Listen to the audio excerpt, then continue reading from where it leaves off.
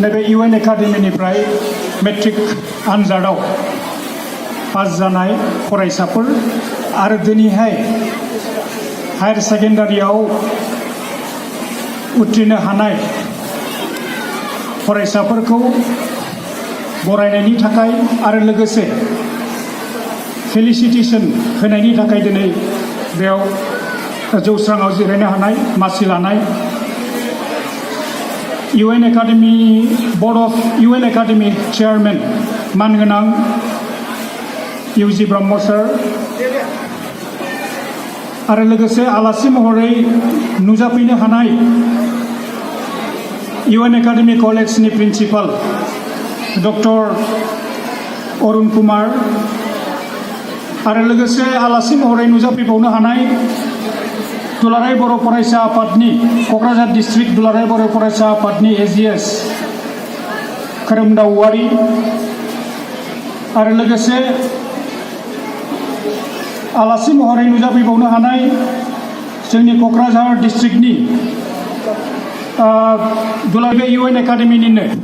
फरायसाफोरनि मानगोनां गारजेन नोंथांमोन आरो अनजालु फरायसाफोर जे दिनैहाय बे जेनाखि फेलिसिटेशन प्रग्राम UN एकाडेमि अथरिटिया दिनै बेखौ अर्गानाइज खालामदों आरो बे प्रग्रामावहाय दिनै आंखौ लेंहरनानै जोंनि फरायसाफोरखौ थांखिनानै फंनैसो बाथ्रा बुंनो खाबु मोननायलाय आं गिबियावनो UN एकाडेमिनि अथरिटिसनो आंनि साबायखर गिबियाव आं बावहरबाय आरो दिनै बेयाव फरायसाफोरखौ थांखिनानै बुंनायनि आगोल आङो UN एकाडेमिनि सोमोन्दै जास्ट फंनैसो बाथ्रा आं बुंग्रोनो सानदों। दा आं बाथ्रा बुंनो साननाया बेनो जे जों दिनै मोनथिगौ जे जों दा मोनसे अलखद समाव जोङो दङ बर' हारिया जे जोङो बर' बिजोंखौ जों फोथांनानै लाखिनो हागोन ना हाया बे जोंनि थाखाय बिराद बार्निं मोनसे टपिक्स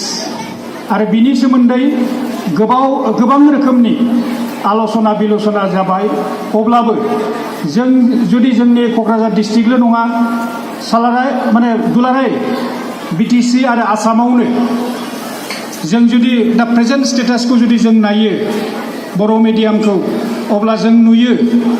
जे 10-15 बोसोरसिम जोंनि बर' बिजोङा थांनानै थागोन ना थाया बे मोनसे बिराद गिदिर कुइसन जोंनाव सब समाय माने सिखारबाय थायो। दा जोङो नुयो जे एब्राप्टलि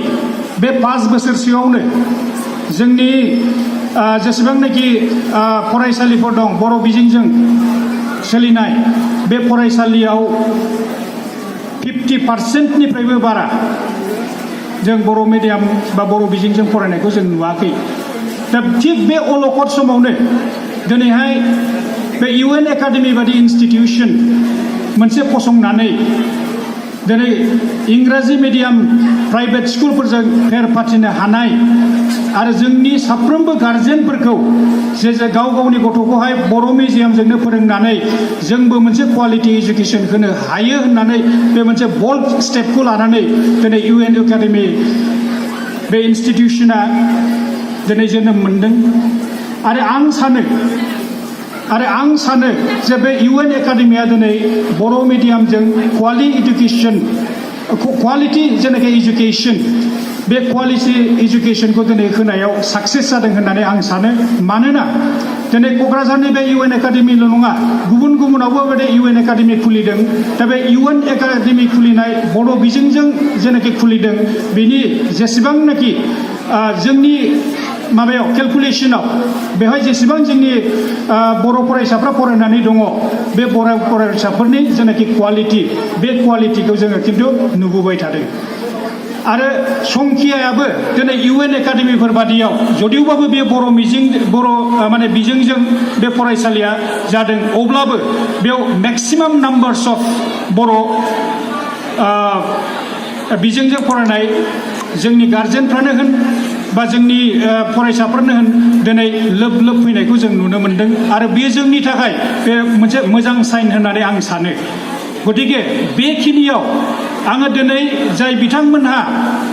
इनिशिएटिभ लादोंमोन जे UN एकाडेमि बादि मोनसे इनस्टिटिउसन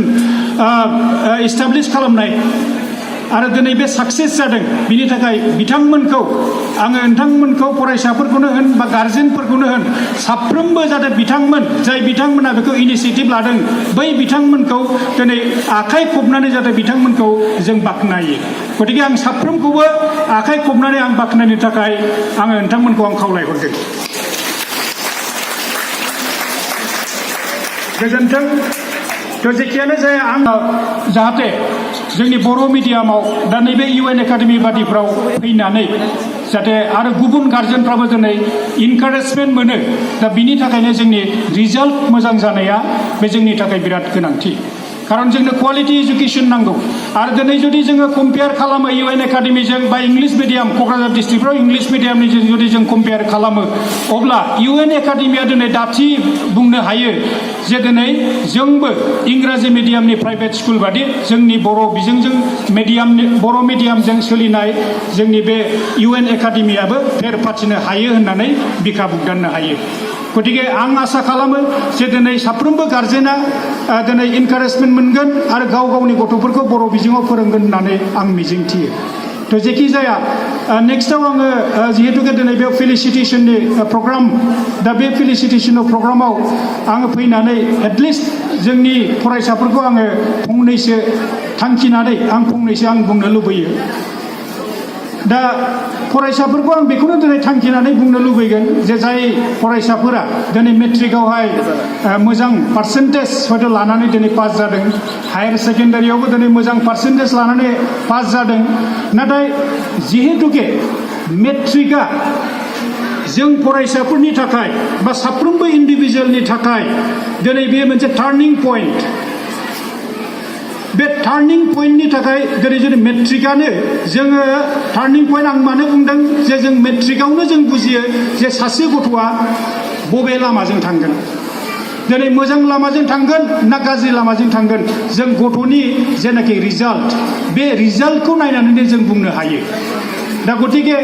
आङो बुंनो साननाय बाथ्राया बेनो जादों जे दिनैहाय जोंनि गथ'फोरखौ जोङो मेट्रिक परिखायाव गोबां रोखोमनि मार्क्स लानानै जोङो पास जानायखौ जों नुबोबाय थादों नाथाय जों जुदि फिडबेक खालामनानै जुदि जों नायो जोंनि मेक्सिमाम गथ'फ्रा जेला हायार सेकेन्डारियाव थाङो जेला कलेज लेभेलाव थाङो जेब्ला इउनिभार्सिटि लेभेलाव थाङो अब्ला जों नुलांनो मोन्दों जे बै मेट्रिक परिखायाव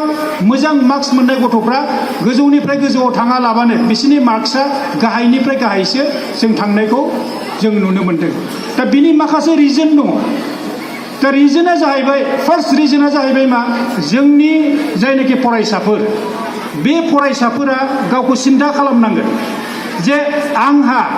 बबेयाव इन्टारेस्ट दङ गावनि इन्टारेस्ट बादि आं इन्टारेस्ट थानाय जे आयदा आं इन्टारेस्ट थानाय जे स्ट्रिम बे स्ट्रिमखौसो गाव सेलेक्सन खालामनांगोन मानोना दिनै सासे इन्डिभिजुवेलनि थाखाय स्ट्रिम सेलेक्सनानो बिनि थाखाय मोनसे साबसिन माने सिद्धान्त जागोन सोरबा जुदि सापज साइन्सआव इन्टारेस्टआनो गैया नाथाय बिमा बिफानि थुनायावहाय बे साइन्स लानांबाय दा गाबोन समफोर खननै खनथाम बे गाज्रि जाहैबाय लास्टआव बे आर्ट्स लाफिननांबाय अब्ला सोरहा लसआ सोर जागोन गतिके बे नङा जे सोरबा गथ'आ 96, 95, 94, 80 मोनदोंब्लाबो आं साइन्सआव थांथारनांगौ बे नङा नोंहा इन्टारेस्ट दंना गैया बेखौ नाय आंनि रिलेटिभ सासे एबारनि मेट्रिक परिखायाव बे CBSE 94 पइन्ट सामथिं मोनदों हा नाथाय बियो साइन्सआव थाङाखै खारन बे साइन्सआ इन्टारेस्टआनो गैया दिनै बिमा बिफाया बुंदोंमोन बेखौ नों साइन्स मानो लाया आं हानाय नङा गाव मोनथिगौ गतिके बे बुंदों जे आं जेखौ इन्टारेस्ट मोनो आं बेखौ लागोन दा एक्जेक्टलि बिमा बिफाया बेखौ डिसिसन लानो मोननाय नङा पार्टिकुलार गथ' जायहा 96 मोनदों 85 मोनदों जाय गथ'आ मेट्रिक पास जादों बे गथ'आ दिनै गावखौ बुजिनानै नाय आङो साइन्सआव थाङोब्ला आं साक्सेस जागोन ना जाया आं कमार्सआव थाङोबा साक्सेस जागोन ना जाया आं जुदि आर्ट्सआव थाङो साक्सेस जागोन ना जाया आरो दिनै हयथ' ओरैबायदि जानो हागौ जे सोरबा हयथ' 55ल' हयथ' मेट्रिकआव मोननो हागौ फार्स्ट डिभिजनखौनो मोनाखै सोरबा 60ल' मोननो हागौ सोरबा 70ल' मोननो हागौ थ' बे गथ'आ साननो नाङा जे आं साइन्सखौ हानाय नङा आं आर्ट्सआवनो थांगोन नङा बे साइन्सआवबो फरायनो हायो जुदि नोंहा इन्टारेस्ट दङब्ला खारन सम सम मा जायो जे रिजाल्ट जेला जोङो परीक्षा होयो जेला आनजाद होयो आनजाद होनाय समाव सम सम एसे लाकबो नांगौ फेभारबो नांगौ नङा होमब्ला मोजांथारब्लाबो एखमबा दा दहाय जेनेबा फार्स्ट आं जेला क'क्राझार कलेजाव फुङावनो थांदों माने दिनै हायार सेकेन्डारिनि रिजाल्ट डिक्लेयार होनांगौ नालाय दा बेवहाय सानै साथामसो गार्जेन नेनानै दङ दा गार्जेना बुंबाय जे नैबेखौ नाय आं नायबाय खिन्थाहरबाय जे सेकेन्ड डिभिजन दा बियो बुंबाय आंनि गथ'आ ओरैबायदि मोजांमोन माब्रै सेकेन्ड डिभिजनाव थांखो बेथ' फार्स्ट डिभिजनाव थांथारनांगौ लिरनायाबो मोजां जादोंनो दा ओंखायनो आं बुंदों सम सम जोंनि एक्सपेक्टेसन मथे जोङो रिजाल्टखौ जों मोना बुजिदोंथ' एखमबा फेइलार जायो जों आसा खालामनाय बादि जों रिजाल्टखौ मोना आरो बे आसा खालामनाय जुदि रिजाल्टखौ मोनैयाव जुदि आङो साइन्सखौ हानाय नङा आं साइन्सखौ नांला आर्ट्सआवसो वायरेस नोंना आर्ट्सनि नों मानसि नङा गतिके जोङो दम लानांगोन गावखौ नायनांगोन बबाव इन्टारेस्ट दङ बुजिदोंथ' आरो मोनसे खोथा सेकेन्ड रिजना जाहैबाय मा जे मेट्रिक होनाय समफ्राव बा मेट्रिक होनायसिम जोंनि गार्जेनफ्रा गावनि गथ'खौ बेसेबां केयाराव लाखियो नङा होमब्ला स्कुलसिम दोनफैबाय न'आव लांबाय मा हमवार्क हरदों मा खालामनानै हैनांगौ मेट्रिकसिम गथ'खौ ओरैबायदि मोजां नायो जाय हस्टेलाव थाबाय रेसिडेन्सियेलाव थाबाय नङा होमब्ला हस्टेल रेसिडेन्सियेल स्कुल बिसोरनि खोथाया आलादा बिसोरखौ टिचार्सफ्रा गाइड खालामगोन नाथाय दिनै जोङो मेट्रिकसिम केयार लाखांनायनि उनाव जों सानबाय जे गथ'आ 95 मोनबाय 94 मोनबाय 90 मोनबाय 80 मोनबाय बिराद मोजांसै जाबाय आं बेखौ फाथायहरनोसै दस्रायाव वायरेस बे बिमा बिफानि केयारावसो बे फरायदोंमोन न'आव खिन्थु गाबोन समफोर मा जाहैबाय जेला बिमा बिफानिफ्राय फ्रि जाबाय बे गावखौनो बावबाय नङा होमब्ला ओंखायनो आंनि एडभाइसआ बेनो जे दिनै बेवहाय गार्जेनफोरबो दंफायो आंनि एडभाइसआ बेनो जे गावनि गथ'खौ जुदि हायो हायार सेकेन्डारिसिम गावनि आन्डाराव लाखिनो थाखाय सेस्था खालाम दिनै बेयाव मेट्रिक पास जादों दिनै बेयाव मोजां मार्क्स लानानै मेट्रिक पास जादों थ' जों दिनै बेयावनो मानो दोननो हाया मा खारन दङ खारन बेयावनो दोनोबा आं न'निफ्रायनो गथ'खौ आङो नायनो हागोन नंगौना नङा बा दिनैहाय बेयाव हस्टेलाव थानानै सोरबा पास जाबाय बे हस्टेलावनो नों हायार सेकेन्डारिनि थाखाय मानो दोननो हाया जेराव बे जेनाखि इडुकेसनेल इन्स्टिटिउसन बे इडुकेसनेल इन्स्टिटिउसननि इनभाइरनमेन्टजों बेहा अलरेडि माबा एडजास्ट जाखाबाय गतिके एटलिस्ट हायार सेकेन्डारि लेभेलखौ आं साजेसन होयो जे माने हायार सेकेन्डारियाव फरायदों सापज UN एकाडेमियावनो जुदि फरायदोंबा हायार सेकेन्डारिखौबो बेयावनो लानो हानायनि जोंनि गार्जेनफ्रा सेस्था खालामनांगौ मानोना जोङो गथ'फोरखौ एब्राप्टलि दा हगार जुदि जों गथ'खौ एब्राप्टलि हगारो आं बुंनाय बादि मेक्सिमाम गथ'आ फेइलार जाहैयो आरो दिनै हयथ' बायहेरायाव थाहैबाय बायहेरायाव थानानै दिनै गथ'आ गुबुनफोरखौ नुबाय बाइक लादों नङा होमब्ला बाइक लादों आंनोबो बाइक नांगौ टिउसनबो दं ओरै टिउसनाव थांनांगौ ओरै कलेजाव थांनांगौ बाइकआ होनानै होबाय नङा होमब्ला खिन्थु सासे टिनेज देरफुनाय गथ' बे गावखौनो बावगोन बाइक मोनोबा दिनै जुदि स्मार्टफन जुदि बे मोनो जोंनि आन्डाराव जुदि जों गथ'खौ दोना बे जुदि गाबोन बबेबा माबायाव थाहैबाय लजिङाव थाहैबाय बे गावखौ बावजोबगोन खारन बे स्मार्टफना ओरैबायदि जिनिस जोंखौनो बावहोयो नंगौना नङा जोंखौनो बावहोयो जों फात्ता मोना 1 घन्टा थांदों ना आधा घन्टा थांदों ना 2 घन्टा थांदों नायगासिनोसै दा एक्जेक्टलि जोंनि गथ'फोरनिफ्राय जोङोथ' बेबादि एक्सपेक्ट खालाम जोंनिफ्रायनो जुदि जों एक्सपेक्ट खालामनो हाया लबखौ बे स्मार्टफन नायनायखौ थ' जों गथ'निफ्राय जों बोरै एक्सपेक्ट खालामगोन दा जों गथ'खौ कन्ट्रल खालामनांगोन रेसिडेन्सियेलनि खोथाखौ आं दहाय बुंदों एसे आलादा खारन बेयाव टिचार्सफोर दं बेयाव टाइम टेबोल दङ बे हिसाबै बिसोर थांबाय थागोन आरो दा बिनि थाखायनो आं सानो जे दिनै बेयाव दिनैहाय माखासे मेरिटरियासफोर स्टुडेन्ट दङ बे मेरिटरियासल' नङा जेसेबां पास जादों बिसोरो गावनि स्ट्रिम सिलेक्सनखौ जाहाथे गावनि गोसो मथे खालामो आरो बिनि थाखाय हयथ' जोङो काउन्सिलिं बा सोरबा एक्सपार्टनिफ्राय जाहाथे एसे जोङो सोंनानै लायो आरो जे आं मा स्ट्रिमाव थांगोन दा बिनि थाखायनो आं सानदों जे रुटिन मथे नोंसोर फरायलां जेबो प्रब्लेम गैया नोंनि स्ट्रिम मथे नों फरायलां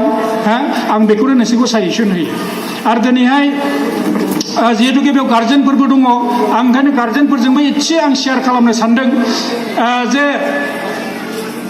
सबसे देरसिन लाइफआव नङा होमब्ला देरसिन खामानिया जाहैबाय साक्सेसफुल गार्जेन जानाया सबसे देरसिन बे टास्क जोंनि खामानि आङो इन्डिभिजुवेल हिसाबै नङा होमब्ला आं इन्डिभिजुवेल हिसाबै आङो MA पास जानो हागौ आं अफिसार जानो हागौ आं IAS अफिसार जानो हागौ IPS अफिसार जानो हागौ ACS अफिसार आं जानो हागौ खिन्थु एसे गार्जेन हिसाबै आं साक्सेस जागोन ना जाया नङा होमब्ला बे देरसिन कुइसन आरो खारन जोंनि गार्जेनफ्रा मा खालामो जे आंथ' अफिसार जानो हायाखिसै आंथ' डक्टर जानो हायाखिसै आंथ' इन्जिनियार जानो हायाखिसै आंनि गथ'खौ आं बानायथारगोन आरो जबरदस्ति नङा होमब्ला जबरदस्ति आरो एखेबारे जबरदस्ति जों अनेक नुनो मोनो एकदम नाय साइन्स ला नों हागोन बारे 60ल' मोनदों नों हाथारगोन जबरदस्ति लाबाय एग्जाम्पल दं जोंनि लोगोफोरनि साइन्स लाबाय खनथाम खनब्रै गाहाम फेल जाबाय नङा होमबा एग्जाम्पल दङ आं ओंखायनोसो बुंदों जोंनि लोगोफोरनि एग्जाम्पल दङ मेट्रिकआव मोजां मार्क्स मोनदोंमोन जोंथ' बारा मोजां मोनाखै आर्ट्सआव थांगारबाय जोंहा बारग'गारबाय खनसेबो फेल जाया लाबानो खिन्थु मालाय मेट्रिकआव मोजां पास जाबाय साइन्सआ लागारबाय खनथाम खनब्रै गाहाम फेल जानाय दङ जोबथारनायाव बे जों लानायखौनो बे लाफिननांबाय दा बेबायदि अनेक एग्जाम्पल दं आं ओंखायनो बुंदों जे लाइफआव स्ट्रिम सिलेक्शना one of the most important आरो बेखौ गार्जेनफ्रा दा खालाम बे आंनि रिकुवेस्ट गार्जेना दा खालाम बेखौ आङो इन्जिनियार जायाखिसै आं गथ'खौ खालामथारगोन गार्जेना न' स्टुडेन्टनो हगारनानै हो नांगौबा एसे काउन्सिलिं हो स्टुडेन्टफोरनो खिन्थु गार्जेना दा खालाम जबरदस्ति दा खालाम आजिखालि मा खेला गेलेनानैबो जानो हायो गान खननानैबो जानो हायो प्रफेसनेल मा दङ बेवहायसो जों डेडिकेट खालामनांगौ आरो आं बेयाव बुंनो सानदों जे दिनै अथरिटिस बेयाव दङ जे जोङो मोननै खोथाखौ जोङो बेयाव गोसोआव लाखिनांगौ मा जे अल इन्डिभिजुवेल्स डु नट हेभ इकुवेल टेलेन्ट्स होनो साफ्रोमहाबो खुनु इकुवेल टेलेन्ट्स गैया खिन्थु but we have the equal opportunity to develop our talent बुजिदोंथ' जोंहा अपरचुनिटिया एकदम इकुवेल दङ टेलेन्टआ एखे नङा खिन्थु जोंनोथ' अपरचुनिटि होदोंना दा ओंखायनो आं खावलायो दिनै UN एकाडेमिल' नङा जिखुनु माने फरायसालिफोरनि जेसेबां माबाफोर दङ हेड अफ द इन्स्टिटिउसन्सनि जेसेबां प्रिन्सिपालफोर दं हेडमास्टारफोर दङ जे जोङो बेस्ट स्कुल जों बेखौ बुंगोन जे स्कुलाहाय मेक्सिमाम अपरचुनिटिस फेसिलिटिस जों स्टुडेन्टनो होयो मोजां स्टुडेन्ट साबसिन ओंखारा मोजाङा सानै साथामल' ओंखारो गाज्रिया बांसिन व्हायरेस बै मार्क्स मोनै गथ'फ्रा बिसोरनि टेलेन्टआ दस्रायाव खिन्थु बांसिन जायो जुदि जों अपरचुनिटि होनो हायोमोनबा स्पर्ट्सआव जुदि जों दिनै गथ'फोरखौ अपरचुनिटिस होनो हायो मोनसे स्कुला नङा होमब्ला अब्ला बे गथ'खौ जोङो गोजौ लेभेलाव जों लांनो हायो गान खननायाव जुदि जोङो बेयाव अपरचुनिटि जुदि जों होनो हायो बिसोरखौ जुदि सेलेक्सन खालामनानै जुदि जोङो माने प्रेक्टिस जुदि जों खालामहोनो हायो अब्ला बे गथ'फ्रा गोजौनिफ्राय गोजौआव गावनि फारसेथिं गावनि टेलेन्टिं बे दावखोलांगोन whereas जों नुयो मैक्सिमाम स्कुला एकाडेमी साइडआवल' खालि इम्पर्टेन्स होयो दा जाहाथे बेबादि एकाडेमिकआवल' जों जुदि अपरचुनिटि बा होयो बा फेसिलिटिस जुदि होयो बे जोंनि इनस्टिटिउसननि माने अथ'रिटिफोरनि बे भुल जागोन जे जोंनि जायनाखि गथ'फोरनि टेलेन्ट बे टेलेन्टखौ डिप्रेक्ट खालामनाय जागोन ओंखायनो आं रिकुवेस्ट खालामो जे माने जिखुनु अपरचुनिटि जोङो जोंनि फरायसालिफ्राव होनांगौ दा बिनि थाखायनो आङो जोंनि अथ'रिटिफोरखौबो आङो बेबायदि रिकुवेस्ट खालामबाय थायो जाहाथे जोंनि गथ'फ्रा it's an individual talent should be counted जाहाथे सासेबो गथ'आ गावनि टेलेन्टनिफ्राय डिप्रेक्ट जाया जों बेखौ नायनांगौ थ' जेखि जाया गोबां आलासिफोर दं आं बारा गोबाव बुंनो सानला जे दिनैहाय जोबथारनायाव आङो